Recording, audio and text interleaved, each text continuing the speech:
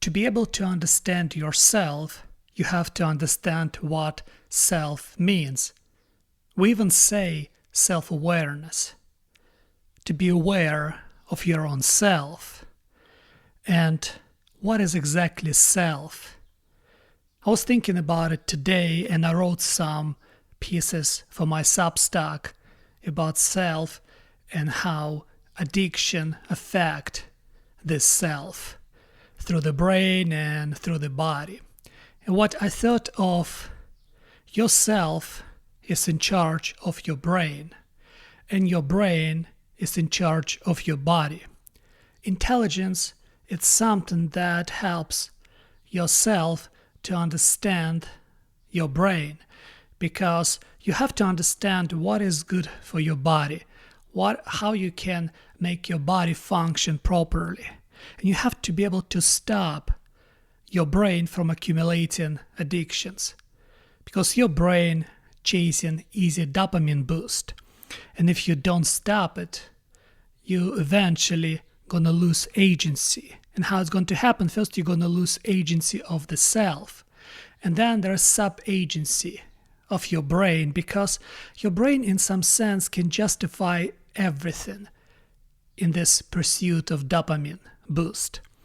And that's why your brain create this sub-layer of intelligence where all brain computation busy to justify this addiction. And it's happened to me before, because I could reason to have something that they're not supposed to have, and I could justify it so well using this sub-layer of intelligence that my brain kept generating again and again, and it was hard not to comply with those justification.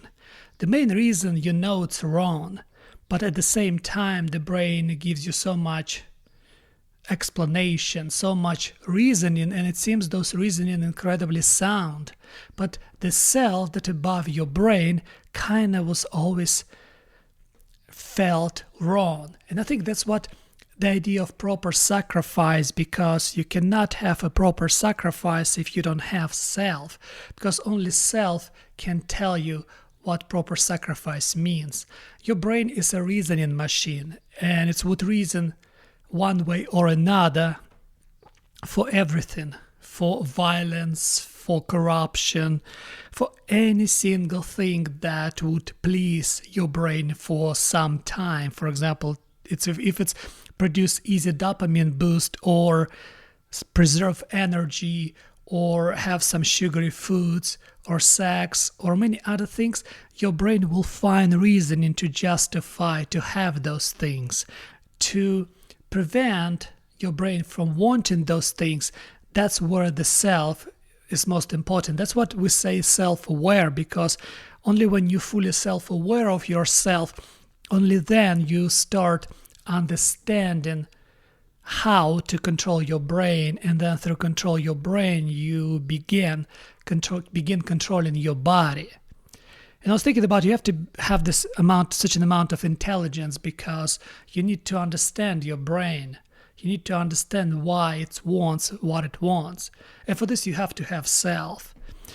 And what addiction does is, as I already told, the brain creates this sub-layer of intelligence, and it's throw this all intelligence to reason why this addiction must keep continuing, while yourself slowly dissipate, almost disappearing. And what happens is your brain start servitude to your body, because your body in some sense become a tool to pursue this addiction. But the problem is it's even worse, because your body become in charge of your brain. And the problem with your body, doesn't have agency.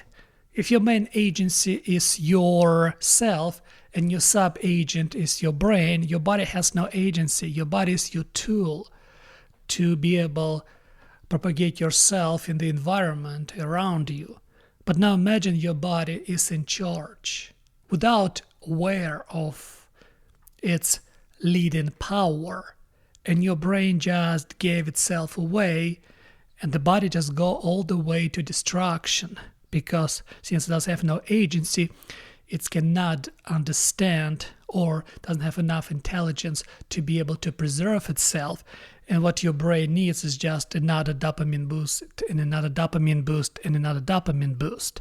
And what happened with yourself at this moment, because what I think is a mind itself is like environment, and yourself, the self itself, live inside of this environment that mind is.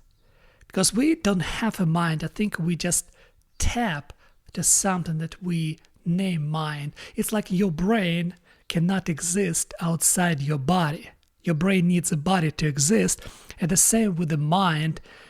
It needs this. Same with the self. It needs this environment that you can call mind, where this self exists. And when you addict to something, the self become existent inside of the addiction. And that's why, in some sense, you start living in fear, because your self completely dissipates in this addiction. And I remember when I was addicted to certain things, I was feeling fear when I tried to quit doing certain things. And I was like, why? And I felt like I'm gonna die if I quit something.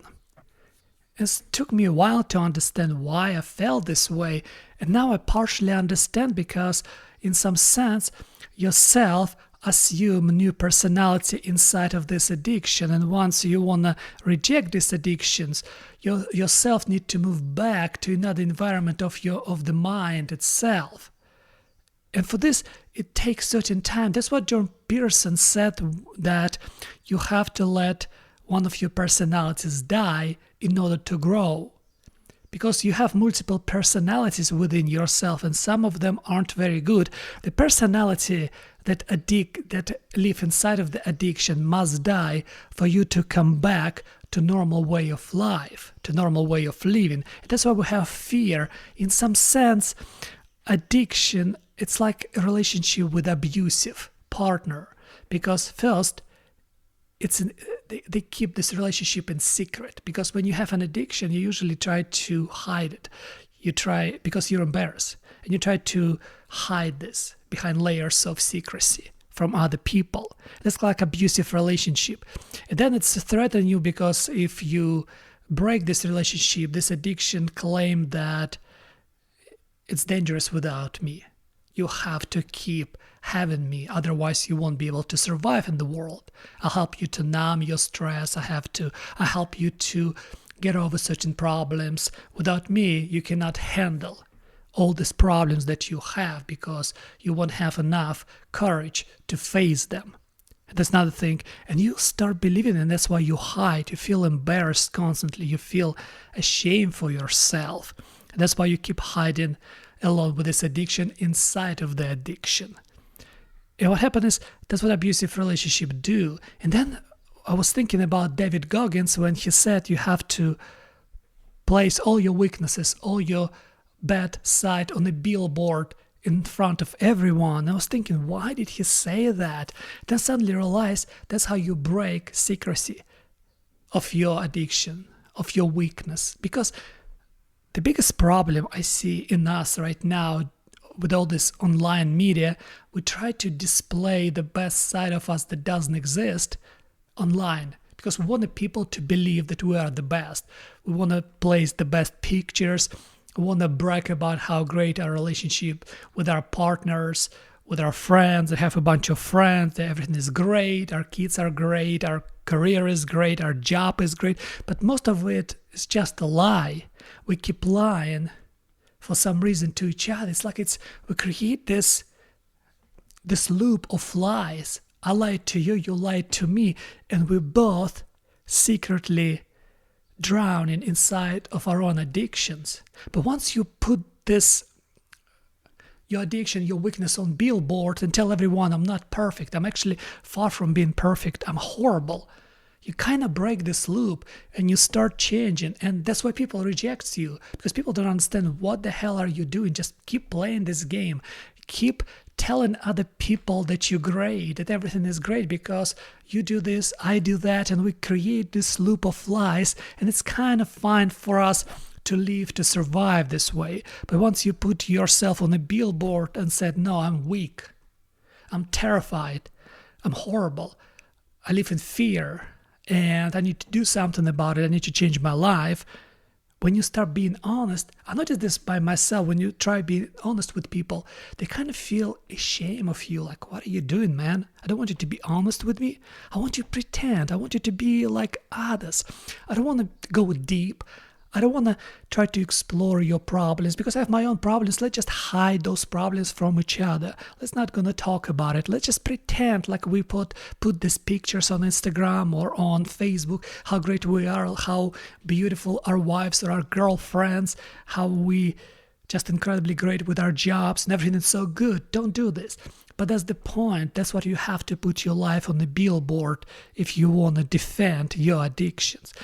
And the problem is there's always hope because this fear would disappear when you become clean of your addiction, when you become clean of your weaknesses. Because what you do, you start practicing not to act upon your urges. You start practicing, and it's hard. And it's always, you're going crazy because a new personality emerges and your old personality dies. And the sad thing, I use in my personal experience that with old personality dies a lot of old things that you used to enjoy but not enjoy anymore. And you have to accept it because part of your life dies. And you hate this, but that's the point. There's trade-offs constantly, and you cannot avoid those trade-offs. But you become more deeper, and you become more different, and you think about this world in a different way.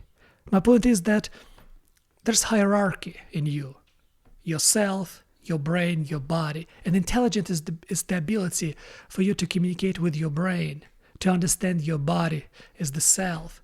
And the mind, I think the mind is some environment where the self exists, like your brain exists inside your body. I don't think mind itself exists, like I don't think mind is a part of us. I think mind is something that like subconscious feeling of the world where we feel each other in some sense because we kind of can feel each other. We kind of can predict each other in some sense. But it's interesting to speculate. But my point is the honesty. The social media gave us opportunity to lie more about ourselves. And we're getting confused with each other because you think this person this way, but he or she is not. Everything is just mask. This avatar that's not even real. We like to use artificial intelligence to hike up our looks or our thoughts or our ideas. But the point is that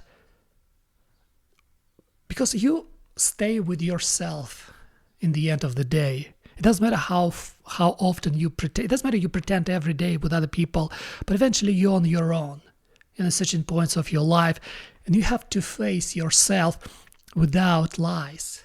Once you face yourself without lies, it's going to be hell to pay because all those fears, all those desires that you never fulfilled, all those pursuit of meaning that you abandoned, all those dreams that you wanted to accomplish, everything within you will ask for, it's ask like, what the hell? Why you lied so much? Because behind those lies, there's a truth.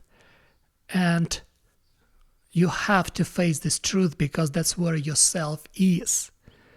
And it's funny because we created culture where we worship this physical appearance.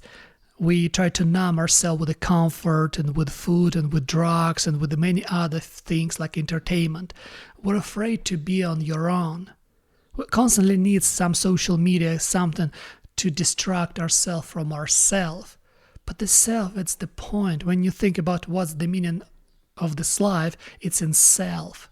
You have to listen to yourself. You have to keep yourself clean from all this noise that you have around you. You have to try to understand what the hell is happening around you. And you have to listen to yourself. But for this, you have to keep this noise outside. Because once you learn about yourself, you will learn about the world. And once you learn about the world, you even learn more about yourself. It's again like a loop too, but it's a good loop because it helps you to understand yourself in a much more deeper way. And the last thing, I was watching today about artificial intelligence research podcast, and just one thought came to mind. What if consciousness is just a level of intelligence? Because the more intelligence you are, the more conscious you are. And maybe artificial intelligence might be conscious on a different level. Not like us, because I have different substrate, maybe on a different level. Why I'm talking about this? Because everything comes to information. Everything comes to intelligence. And now we have opportunity to explore this intelligence and to apply this intelligence on us and try to understand us through a different perspective, through artificial intelligence. And I think it might help us to find a new way of exploring our own selves.